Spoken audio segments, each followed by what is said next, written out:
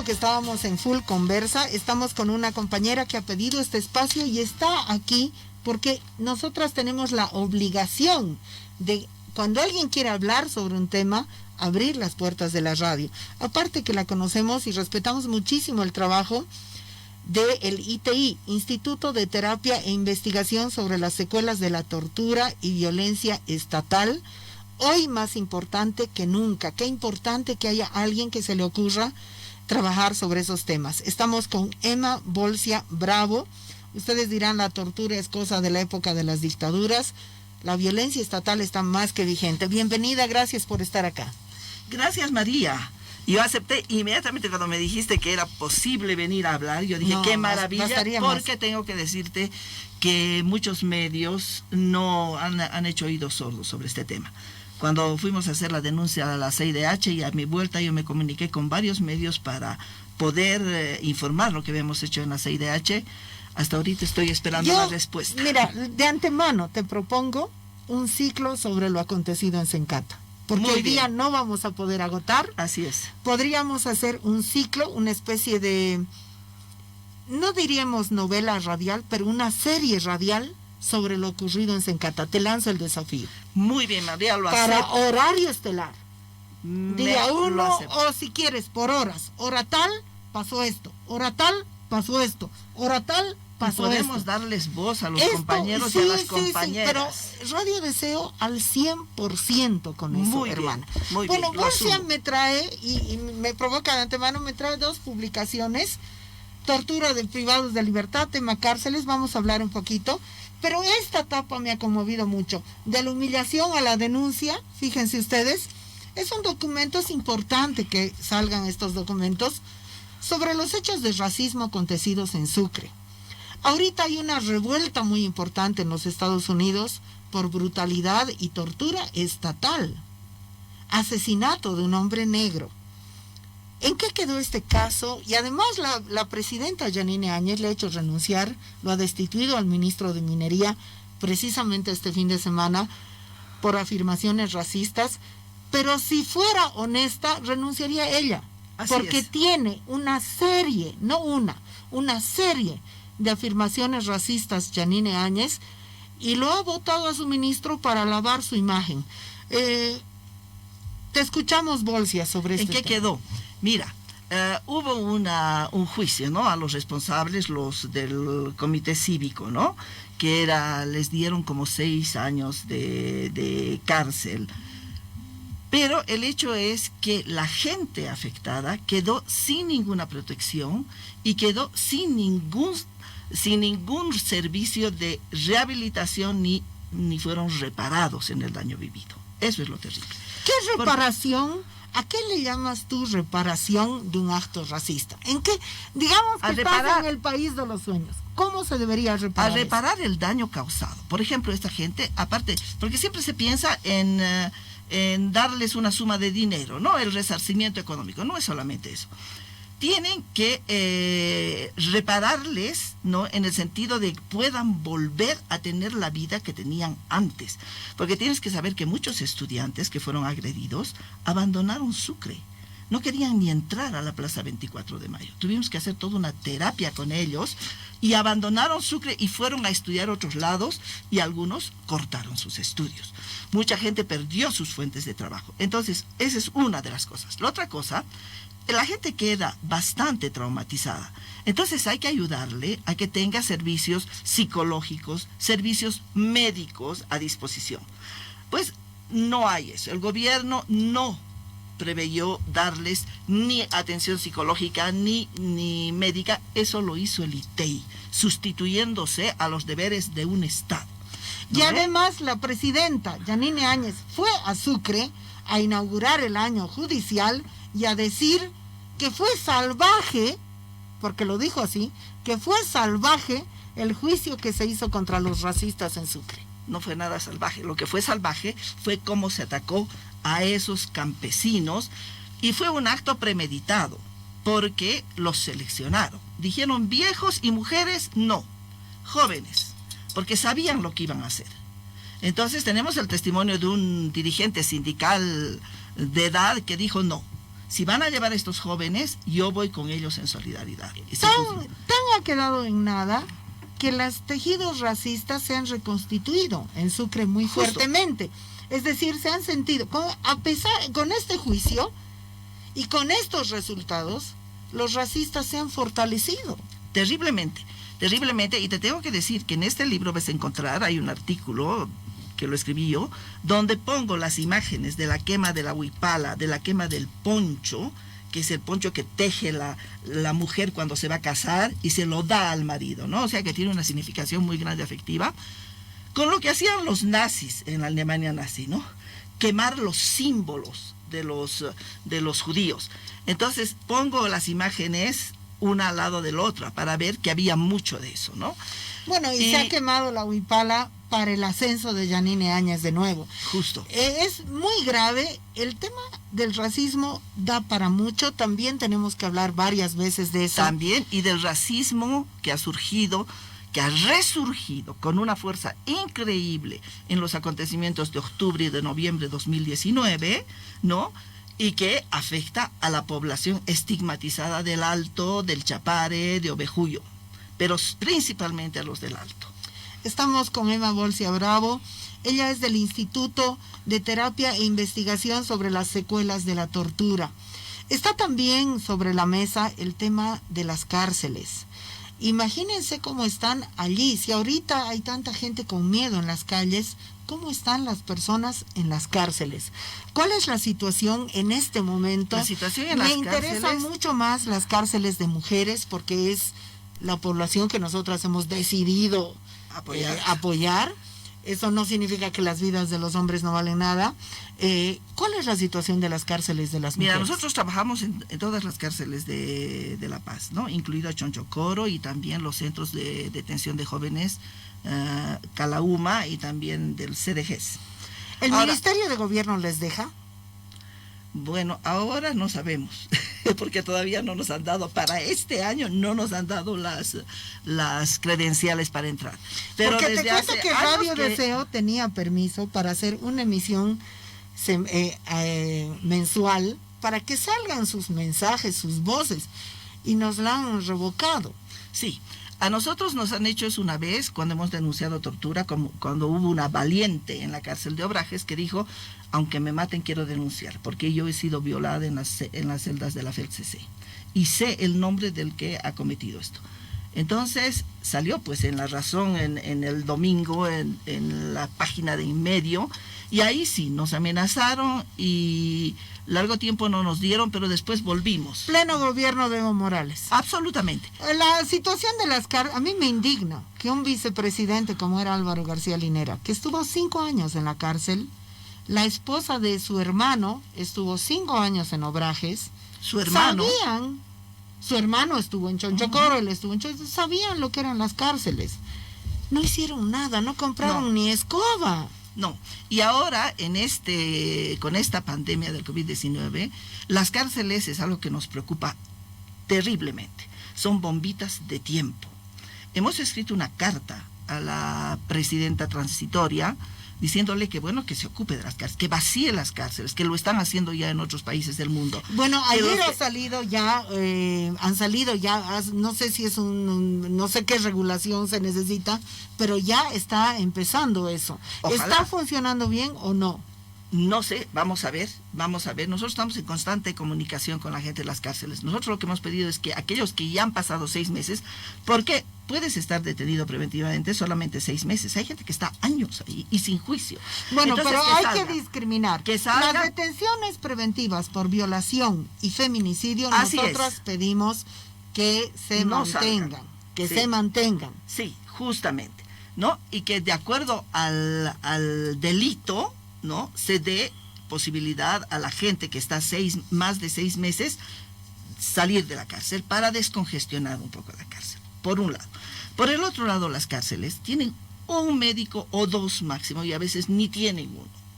O sea que la atención médica que tendría que ser constante no existe. Y el médico, el solo que está ahí, ¿no?, tiene un trabajo, pero que no puede con toda la cárcel. Por eso es que cuando hay médicos que están presos, bueno, ellos cumplen una función muy importante ahí dentro.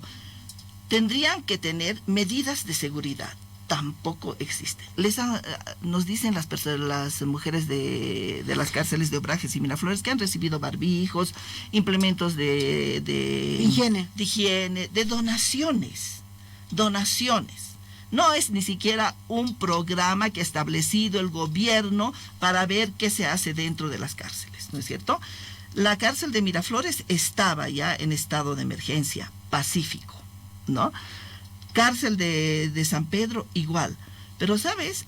Es muy posible que estallen amotinamientos en las cárceles, porque, primera cosa, nos decían, no es solamente la cuestión de la salud, ha disminuido la calidad de la comida. Claro. Mucha gente, o sea que, ¿cómo van a ellos aumentar defensas si disminuye la calidad de la comida? Además ellos, especialmente las mujeres, tienen una serie de labores, ellas tienen panadería, ellas tienen... Justo. Todos esos pequeños negocios ya no están vigentes. Ya no están, ni el lavado de ropa, ni todo eso, que de ahí ganan un poco de dinero, incluso para alimentar sus familias. Sí, no yo sé, ellas para alimentar sus familias. Entonces, es realmente, nos decía una compañera que está ahí adentro, nos decía, aquí hay reacciones de violencia intracarcelaria terribles, pero claro, ¿cómo no? Entonces, lo que nosotros hemos hecho es meter material para que las señoras hagan, porque ese era un proyecto que ellas tenían, de hacer un periódico mural, ¿no? Para poner sus derechos, reglas de Mandela, de Bangkok, de La Habana, para poner también lo del COVID-19, porque no tenían información. Nadie se había tomado la molestia. No, entonces nosotros hemos preparado todo el material y hemos metido eso en la cárcel para que tengan algo que hacer. Ahora, Bolsia, ¿quién es el interlocutor del Estado? ¿Quién está en régimen penitenciario? ¿Cuál es el perfil que tiene esa persona? ¿Este gobierno le importa eso algo o es una cosa que está tirada en un esquina? Se cambió porque había un señor que era un policía. Y parece que después lo cambiaron. No tenemos idea ahora quién está dirigiendo régimen penitenciario realmente, ¿no? Pero te tengo que decir que han habido cosas, han habido intentos de hacer cosas buenas en la cárcel cuando estaba el anterior López, creo que era, ¿no? El anterior, durante el último que estuvo durante el gobierno del MAS. Y él lo que hizo, que fue una buena propuesta, fue llamar a las organizaciones que trabajábamos en la cárcel y hacer un consejo consultivo con estas organizaciones y tratar de ver qué se podía hacer. Pero sabes, María, los hilos para hacer algo en la cárcel se mueven más arriba. ¿Dónde? Ministerio de Gobierno, lógico. ¿No es cierto? Entonces yo creo que este señor podía tener muy buenas ideas, pero las cosas no avanzaban. Y las cosas en la cárcel no avanzan, porque yo creo que es lo que menos interesa. Realmente es lo que menos interesa. Te voy a leer algunos comentarios que nos está haciendo la gente. Carlos Daniel Herbas dice, en países como Argentina, que vaciaron cárceles por el tema de la pandemia, se vino una ola de asesinatos y delincuencia. Uh-huh. ¿Qué le dices a eso? Yo le digo que justamente no se trata de decir todos los que están en preventiva fuera, no. Hay que ver los delitos que han cometido, porque hay gente, mira, nosotros pensamos que un 50% de los detenidos son personas inocentes. Por los testimonios que tenemos, porque hacemos peritajes psicológicos y médicos para muchos de ellos, para sus juicios y todo, son personas que están ahí pero sin culpa. Entonces se tendría que ver, estas personas son las que tendrían que salir. No tiene que salir pues el traficante de droga, el violador, el feminicida. El feminicida menos, ¿no es cierto? No tiene que ser ni el amiguito del ministro, del viceministro. Bueno, el ministro que no pasó ni media hora en la cárcel, no sabemos si estará en la clínica, capaz ya está en Miami, el Navajas. Bueno, Bolsia querida, yo sé que estamos picoteando muchos temas, es para que la gente entienda.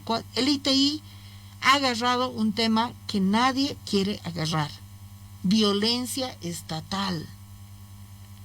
Hay violencia estatal, hay tortura, por favor, no crean que, y también durante el gobierno del Evo, y también ahora, no es que aquí es para un gobierno sí, para otro no. Este no es un problema, es un problema estructural. El Estado ejerce violencia contra la población, por fuera de los derechos. Entonces el ITI trabaja sobre esas cuestiones que son muy duras de trabajar, porque te estás enfrentando a la institución permanentemente.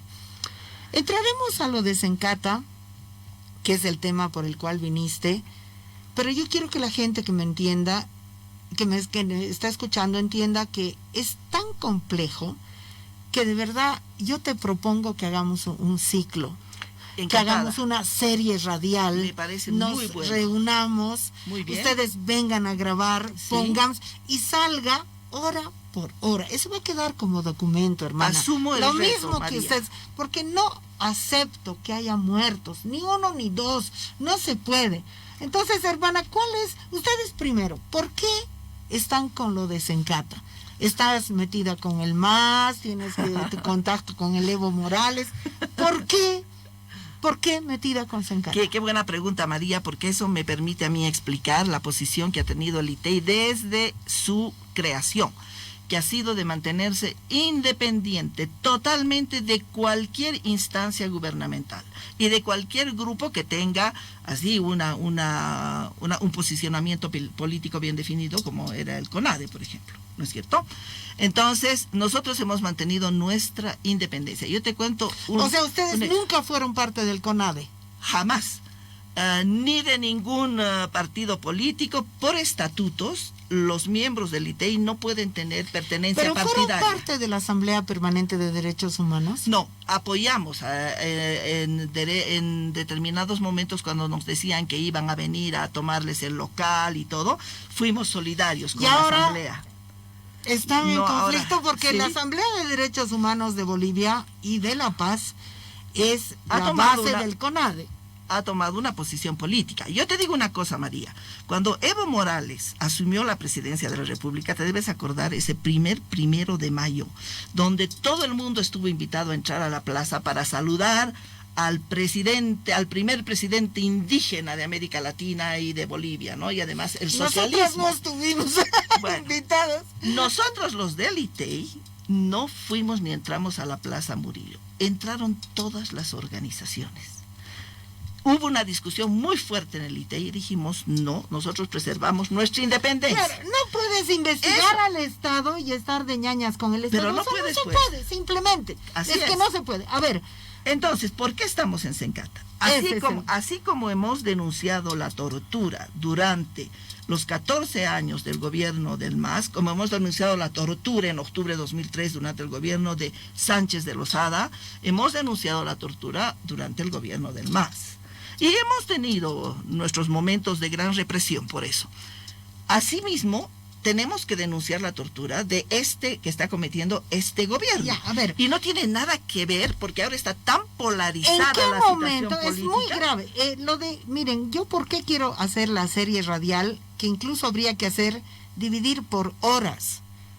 ¿Cuál es el problema que has encontrado en relación a Sencata? No te digo que, ¿qué problema de confusión deliberada o cómo ves Bueno, esto? primera cosa, de acuerdo a los testimonios que nosotros hemos recogido, porque nosotros hemos estado, al día siguiente, hemos estado en las celdas de la FELCC y nos querían Al día impedir siguiente de los hechos en Sencata. En Sencata, ¿no? No, antes de Sencata, de los hechos cuando ya hubieron las manifestaciones en el Alto. Todavía no había la masacre de Sencata. Todavía no. Antes, Por la defensa de la Huipala. exacto, ahí. O sea, ya estuvimos nosotros en las celdas de la FELCC y en las celdas judiciales. ¿Qué encontraste No. tú ahí?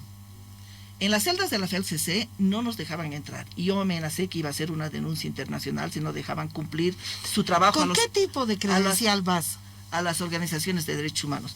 Con la del ITEI, y tenía la credencial que era noviembre, teníamos todavía de régimen penitenciario para entrar en las cárceles, ¿no?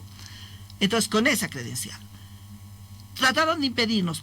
Preguntaron por Marcelo, que primero fuimos Carla y yo, después volvimos con Marcelo, con el médico, porque encontramos la gente terriblemente pegada, terriblemente maltratada. Entonces, cuando dijeron, el médico no entra, yo dije, ¿por qué no? Yo, no, y no puede tocar a nadie. ¿Cómo Entonces, se apellida el médico? Marcelo Flores. Es el mismo que le hice una entrevista. Sí, Es el muy mismo, interesante. es médico muy forense. interesante. Entonces, nos dejaron entrar Y hubo un muchacho que dijo, yo les voy a mostrar cómo tengo las piernas. Y se bajó el pantalón. Tenía las piernas moradas. Ahora, ¿no? Entonces comencé a hacer fotos a través de la reja con mi celular y me cubrían Marcelo y Carla. Y la gente comenzó a mostrar sus hematomas y sus huellas de la tortura. ¿Mucha gente? Sí, había, fíjate, nosotros hemos atendido 96 casos, entre las celdas de la FELCC, las celdas judiciales, el ITEI, las oficinas del ITEI, y hemos subido también a la parroquia San Francisco de Asís de Sencata. Que no digan, ha sido suavito, ha sido no sé qué. No.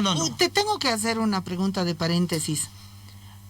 ¿Se puede pedir al ITI certificados forenses sí, en claro. casos de brutalidad policial? Claro. Porque, por ejemplo, cuando el policía se sentó sobre mí, yo ese rato me pude parar, pero al día siguiente yo me fui luego a mi casa, no me podía mover. Sí. Y no fui al IDIF, porque en el IDIF te miran y no minimizan. De eso también te quiero hablar, ¿no?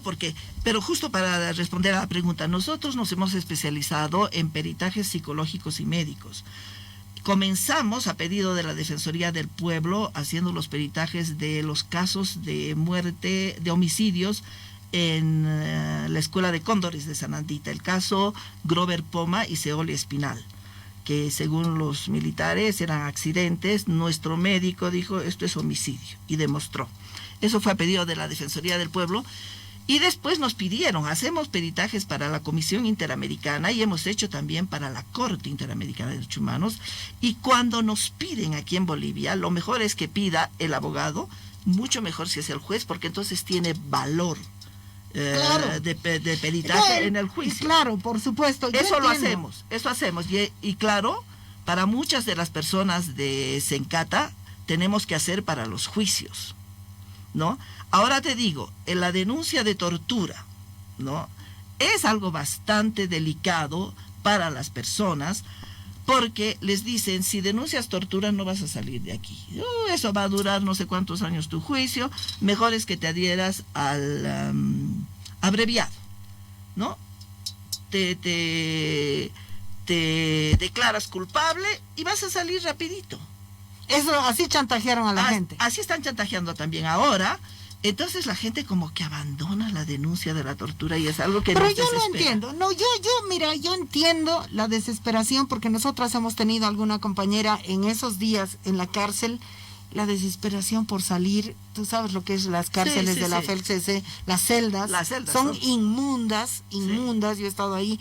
Ahora, estamos con Bolsia Bravo. Quiero que cerremos, pero con el compromiso de hacer nuestro ciclo radial sobre Sencata. ¿Cuál es? Porque dices Sencata y te caen encima 10,000. Hay mucha confusión, hay mucha desinformación. Sí. ¿Por qué ustedes están asumiendo el tema Sencata? Porque es nuestro trabajo, la denuncia de la tortura y de la violencia de Estado. Porque a nosotros nos parece muy importante documentar. ¿Y documentar para qué? Para denunciar. ¿Y denunciar para qué? Para crear una conciencia colectiva social, ¿para qué? Porque esto no va a desaparecer, ni van a tomar medidas realmente justas con los perpetradores de estos crímenes de lesa humanidad, sino es toda una sociedad que comienza a reprochar este tipo de actos. Lo más terrible en lo de Sencata ha sido que ha habido una parte de la población que ha aplaudido esos actos. Totalmente de acuerdo. No solamente que aplaudir, he escuchado profesionales de ONGs decir que son 32 muertos. O gente que te dice frente a los miles que iba a haber. Que la gente tenía la intención de hacer volar la planta de Sencata. Eso se han inventado. No es cierto. Sí. Por eso es muy importante la reconstrucción de la sucesión de hechos. Mira, ha habido un apresamiento abusivo, María, a tal punto tenían que justificar que estaban metiendo en la cárcel a sediciosos y terroristas. Ha sido un apresamiento abusivo terrible. Había incluso un niño de 15 años que tenía deficiencia mental y que estaba en el centro de rehabilitación para jóvenes del CDGs, que Andrés Gautier, psicoterapeuta del ITEI, lo ha atendido. La mayoría eran jóvenes, ¿no? Y muchos de ellos, una chica que ha estado presa en la cárcel de Obrajes, por ejemplo, y que ha sido torturada toda una noche, fueron carrera a su casa a decirle, están llevando a tus hermanos en una camioneta. Entonces ella salió corriendo, se acercó, ¿qué ha pasado? ¿Qué han hecho mis hermanos? A esa más metanla y a ella más arriba. Sediciosa terrorista hoy en día, tiene su juicio por sedición y terrorismo. Ella no sabía realmente qué es lo que le había pasado. Y toda una noche la han torturado. Y bueno, la tortura es una cosa con los hombres, pero con las mujeres es otra. Con las mujeres se ataca a tu intimidad, se ataca a tu cuerpo, ¿no? A ella, por ejemplo, pues a ella y a otra mujer que estaban ahí, ellas dicen, hemos vivido una noche de terror, porque todo eran manoseos, insultos, terrible. De puta para arriba. Claro, claro. Bueno, miren, yo te propongo, Bolsia, porque ves, mira, hemos tenido una entrevista de 20 minutos. 20 minutos se supone que para un medio de comunicación es mucho tiempo, pero no es suficiente para este gran tema. Y estamos con gente absolutamente honesta, que es el requisito principal. Podemos discrepar en todo lo que queramos, pero cuando hay honestidad, ese es un terreno donde nos vamos a encontrar siempre.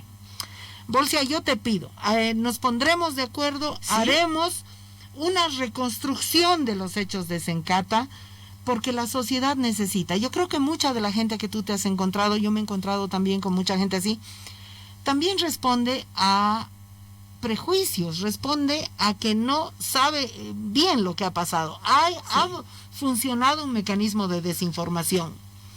¿O qué piensas? Sí, de desinformación, y ha funcionado muy, muy bien, y eso es algo de analizar, eso de causar terror en la población, ¿no? Bajan los del Alto y van a incendiar toda la hollada y te van a matar y van a quemar tu casa, ¿no? Era algo increíble. Yo acababa de volver de la denuncia que habíamos hecho justamente de la tortura en Sencata de Haití, ¿no? Fuimos a hacer la denuncia ante la CIDH. Yo llegué a mi oficina, a mi edificio, y estaban metiendo piedras, se estaban pertrechando. Yo digo, ¿qué pasó? ¿Por qué? Es que nos van a atacar, pero ¿quiénes? Es que están bajando las hordas del Alto, ¿no ve? Habían cadenas de WhatsApp compradas por la CIA para mi gusto. Lo que a mí me preocupó esa noche y no dormí, no eran las hordas. Era que el ejército ataque a lo que se decían las hordas del Alto. Estaban bajando de manifestación, protestando por la quema de la Huipala, ¿no? Y ya el ejército tenía carta blanca. Entonces yo estaba pendiente de... Janine Áñez, la quema de la Huipala es un acto racista. Pero claro que sí. Es una invocación al odio, y la primera que debía renunciar es usted. Si de eso se trata. Así es. Según tú, ¿ha habido un golpe de Estado, un derrocamiento de Evo Morales, una huida? Mira, esto de o golpe de Estado o sublevación popular es también algo a analizar. Para mí, sublevación popular no ha habido. Ha habido algo que también los sociólogos tienen que analizar, esta movida de esta clase media alta, y donde estaba en medio de eso toda una movida de jóvenes de clase media alta también, ¿no es cierto? Eso es un fenómeno nuevo, indudablemente, ¿no? Pero, y después, bueno, los cooperativistas que venían, parecen no sé cuántos buses. Lo que fue sublevación popular fue lo que hubo en octubre de 2003, donde todo el mundo... Yo sublevación pero ni lo pongo. Esta vez no. Pero Evo salió así. Lo que para mí, yo creo que se puede decir que ha habido, era un golpe cívico-policial, primero, y después con el ejército, que reaccionó muy tarde, pero que tuvo su rol sugiriendo al presidente de que renuncie y después imponiendo la banda presidencial a la nueva presidenta. Entonces, claro, sí. Por ejemplo, en eso no estoy de acuerdo con Bolsia, y no importa. No importa, porque no necesitamos ponernos de acuerdo. Pero ella está mirando desde su memoria y yo desde la mía. Yo donde insisto es que ha habido un golpe al pueblo. Eso sí, ha sido un golpe terrible al pueblo. Mira, has visto que hemos picoteado todo. Para la gente es Emma Bolsia Bravo. Ella forma parte del ITI, Instituto de Terapia e Investigación sobre Secuelas de la Tortura. Viene con 2 documentos invalorables: tortura a privados de libertad y la cuestión del juicio de racismo en Sucre, que quedó en nada. Es lindo el trabajo, Bolsia. Muchas gracias por haber venido. Y en la pausa nos vamos a poner de acuerdo. Sí, yo asumo ese reto y es más, te agradezco que lo plantees, no, María. Estaría más. Es una y nosotros asumimos. Esto es una obligación, esto no es un favor, esto es una obligación. Tenemos obligación con los hechos, con la vida de la gente. Es la recuperación de una memoria histórica, de unas luchas sociales. Eso es muy importante. Y además, pararle el coche a Yanine Áñez en cuanto a la impunidad. Así y a es. Fernando López. Así es. Y a Arturo Murillo. Rufo, vámonos a la música y la pausa.